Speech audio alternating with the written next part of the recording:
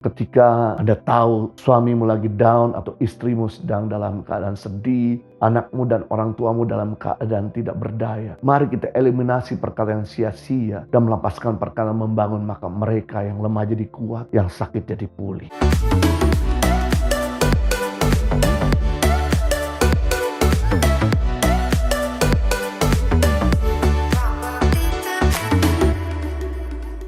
Yang kedua, keuntungan mengendalikan lidah.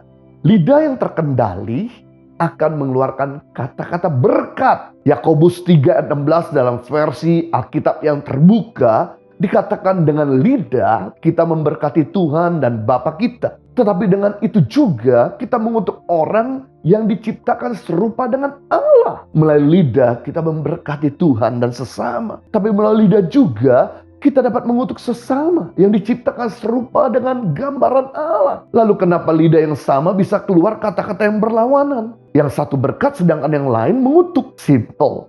Karena kita tidak cerdas mengekang lidah. You have to watch your word. Because your word is not just communication. But your word is creation. Kata-katamu bukan sekadar komunikasi, tapi kata-katamu punya kuasa untuk menciptakan. Itu sebabnya kita mesti berhati-hati kepada siapa kita berkata-kata, sebab kata-kata kita bisa mendatangkan berkat bagi masa depan seseorang, juga kata-kata kita bisa mendatangkan kutuk bagi masa depan seseorang. Kata-kata kita punya kuasa memberkati diri kita, kata-kata kita juga punya kuasa untuk mengutuk masa depan kita. Nah, apa itu kata-kata yang memberkati?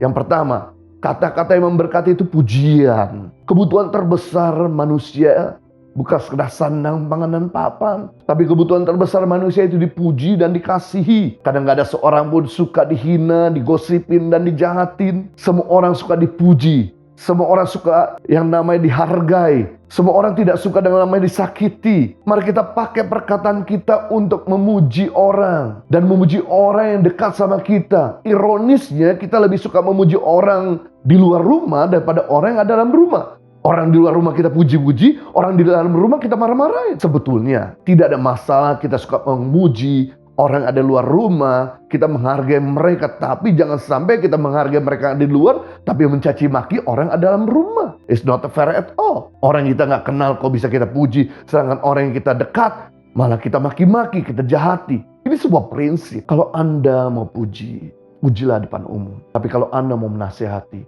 nasihati secara pribadi. Jangan dibalik. Puji secara private, menasihati depan umum. Maka orang itu jadi kecewa dan down. Bapa di surga saja memuji Yesus di depan umum. Ketika Yesus telah dibaptis oleh Yohanes, keluar dari sungai Yordan, Bapa langsung mengumumkan di tengah-tengah dunia dan berkata, inilah anak yang kukasihi, kepadanya lah aku berkenan. Wow, sebelum Yesus memulai karirnya, sebelum Yesus memulai pelayanannya, sebelum Yesus memulai pekerjaannya, Bapa di surga memuji Yesus terlebih dahulu. No wonder dalam waktu 3,5 tahun, Yesus melayani dengan sangat efektif dan produktif. 3,5 tahun bukan waktu yang cukup panjang. 3,5 tahun waktu yang singkat. Karena bagi kepala daerah, butuh waktu 5 tahun untuk membawa perubahan bagi daerahnya. Bagi kepala negara, butuh waktu 5 tahun untuk membawa perubahan bagi bangsanya. Tapi Yesus hanya cuma punya waktu 3,5 tahun. Karena dia dipuji sebelum memulai pelayanan karir pekerjaannya. Maka dia melayani dengan sangat maksimal, efektif, dan produktif. Dia membawa perubahan yang besar bagi dunia ini.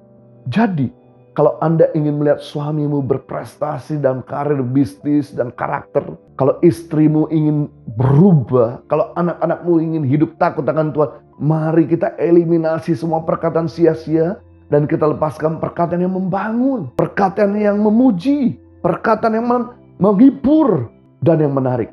Kata-kata pujian bukan sekedar memberdaya seseorang, tapi kata-kata pujian juga bisa membuat orang bertahan di tengah-tengah penderitaan. Pada waktu Yesus berdoa di Taman Getsemani, dia begitu stres, saking stresnya keluar keringat darah, bukan keringat dingin.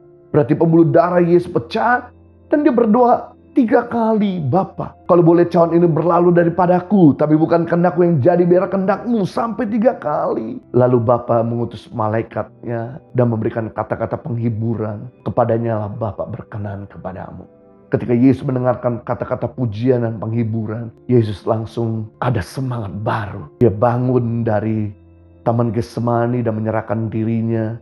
Dan dia berjalan ke Bukit Golgota untuk menggenapi rencana Allah. Ketika Anda tahu suamimu lagi down atau istrimu sedang dalam keadaan sedih, anakmu dan orang tuamu dalam keadaan tidak berdaya, mari kita eliminasi perkara yang sia-sia dan melepaskan perkara membangun, maka mereka yang lemah jadi kuat, yang sakit jadi pulih. Gereja Impact Community Indonesia mengadakan 2 kali ibadah onsite, yaitu pukul 9 pagi dan 11 siang waktu Indonesia Barat di Hotel Santika Kelapa Gading. Kedua ibadah disertai ibadah anak di lantai 1 Hotel Santika Kelapa Gading. Pastikan kehadiran Anda.